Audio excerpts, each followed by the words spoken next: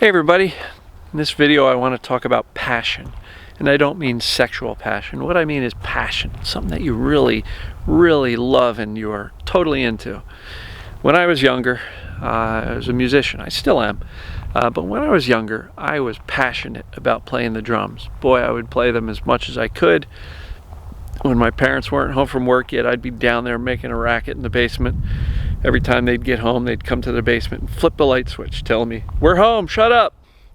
But I was passionate about it. Then I would switch to the drum pad where it was quiet.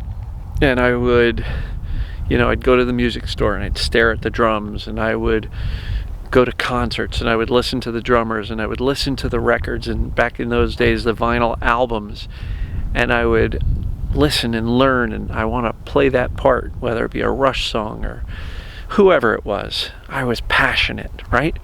And that's what passion looks like.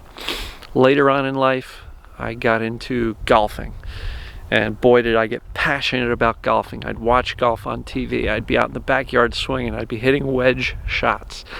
I'd be at the putting green, putting and chipping. I'd go to the driving range as much as I could. I'd play golf on the real golf course as much as I could. 2, sometimes 3 times a week, full rounds of golf.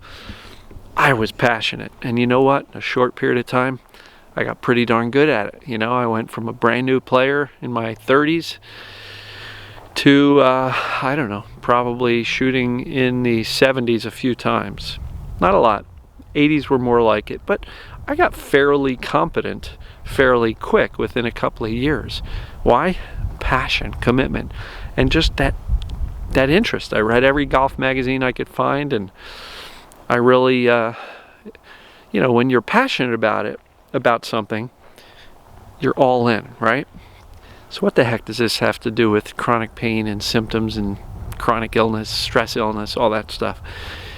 It's because when you look at our behaviors, what I just described for you were the behaviors of somebody who's really passionate about golf, and then, drums earlier. And then later on in life, not that many years ago, I got really passionate about kayak fishing, going fishing from a kayak, and I would get all into that. And so there's behaviors, and there's intensity, and there's effort, and there's focus, and there's study all day long. Well, now, how does this relate to us in this TMS world?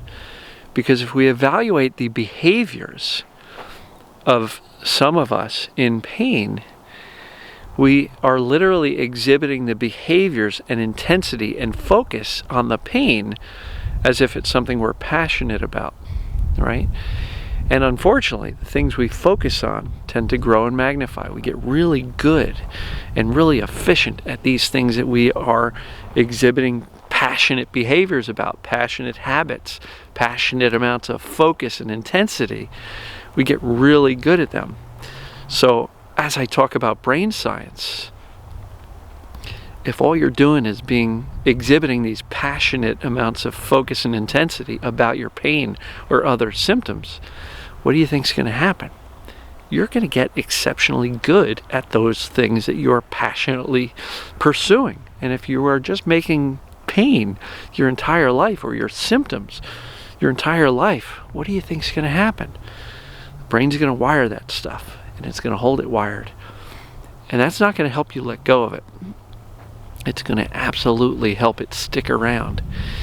So when I talk about take a whatever attitude, and I really don't give a crap whether I hurt today or not, and I'm going to go live my life anyway, and there's things I want to do, I need to do, I have to do,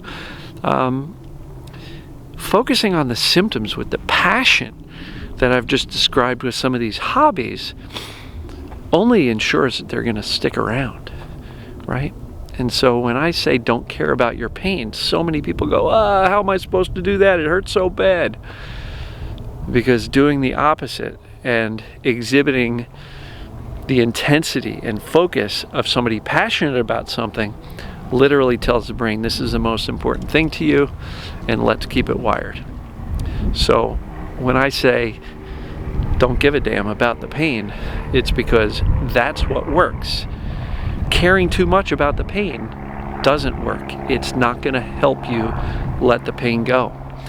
So this stuff is really important, folks. I mean, the mindset is really, in my opinion, as important, if not way more important, than the emotional discovery. Get the knowledge down, decide, commit, believe that you've got TMS. You know, do the emotional discovery, understand that yes, you had some things going on emotionally at the time that your, pain or symptoms came about. And it doesn't have to be this horrific, deep trauma from the past. Maybe it was. And maybe something in your current life triggered those past emotions and experiences. And not making light of anybody's emotional and painful history. But, the emotional discovery doesn't have to be 20 years of psychotherapy to get better. It might just be connecting the dots from a knowledge therapy standpoint, like Dr. Sarno did, and then really getting the mindset dialed in. So what are you exhibiting passionate behavior about? Are you doing anything else besides trying to fix this damn pain? Because if you're only focused in your primary job and your full-time job is trying to get rid of your symptoms, you're actually very passionate about your pain. Not in a positive way, but in a negative way. But the brain can't tell the difference. The brain's neutral. It's only going to wire and keep wired those things that you place most attention on. And so, are you passionate about your pain or your symptoms or your illness or your struggle? Or are you shifting your focus and getting passionate about something else that you want to wire, that you want the brain to get really good at and efficient at? So, what do you guys think? Is this description of passion useful to see how we might be passionate about the wrong things?